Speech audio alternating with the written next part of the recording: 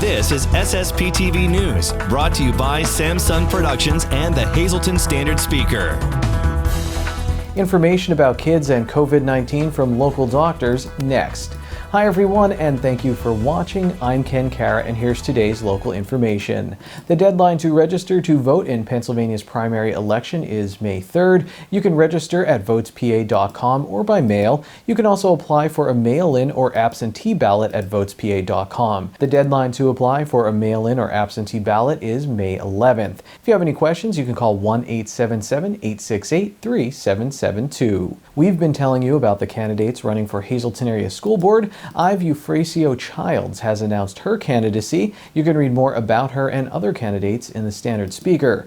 The primary election in Pennsylvania is set for May 18th. Lisa Sugar gets more information for us during the COVID-19 pandemic from the Lehigh Valley Health Network in today's news feature.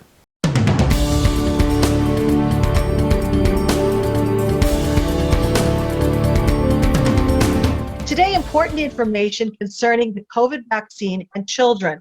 I am pleased to be joined by two pediatricians from the Lehigh Valley Health Network here in Hazleton, Dr. Varhade and Dr. Adamala. Dr. Varhade, I understand there are clinical trials underway for the vaccine for young children. Should young children get the vaccine? Do they need to get the vaccine? So, in my opinion, considering side effects and benefits, which the benefits will be more, and I will pro for the vaccination, even the younger children. Currently, we have started giving 18 years and older adolescents, and in some area, we have started even 16 years and older kids. We are giving the kids or the adolescents who have some medical problems, so they are giving first to them.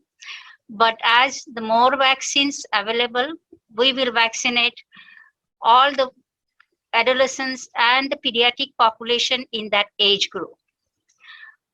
Some of the companies like Pfizer and the Moderna is going to start the clinical trials for even the 4 months and older age group. And as soon as they are available, we will start vaccinating even the younger kids. Are a lot of children developing COVID-19, and are the parents receptive to the vaccine for their children? We come across a lot of children being more positive for infection, and the mortality rate is very less compared to the older generation, old age group. But if you want to create a herd immunity, sooner or later, we have to give the vaccinations. But we have to look at the risk factors and benefits of the vaccination. So the best way to increase the immunity is by vaccination. We have rarely come across the side effects in older age group unless like a flu-like symptoms. Max is a flu-like symptoms. Adults or older age population are getting. If you look at the death versus side effects, always the vaccine is best. And they are only the Pfizer is approved above 16 and above right now. Moderna and Johnson & Johnson vaccines are working on to increase the vaccination for other age groups also. But the children who are high risk, high medical problems, immunosuppressed populations, parents are willing to give the vaccination because they have a lot of age left to live and happy, and nobody wants to see a child go through this process because of the COVID virus. And when you have availability of a vaccine, it is better to give a vaccine. And if you have any side effects like a flu-like symptoms, give a Tylenol and Motrin. And most of the side effects are gone within 24 hours. Doctor, what is your advice to parents right now who are thinking about this and wondering if they should get their children the vaccine when they become available? As we see, a lot of adult population are getting vaccinated, and now it's a time to vaccinate our kids to save their life as well as save the adult population life too. So my advice to the parents, give the vaccine and provide from our point, all the doctors and the pediatricians should educate the parents for giving the vaccine. One last thing then, we would like to address that there are precautions that we should still take even though the vaccines are not available yet for the children. Correct, doctor? We have a lot of misconceptions regarding the vaccines that if you have a COVID-19 vaccination, you may not get COVID. It is absolutely false. If you have a vaccination, it only increases your immunity power.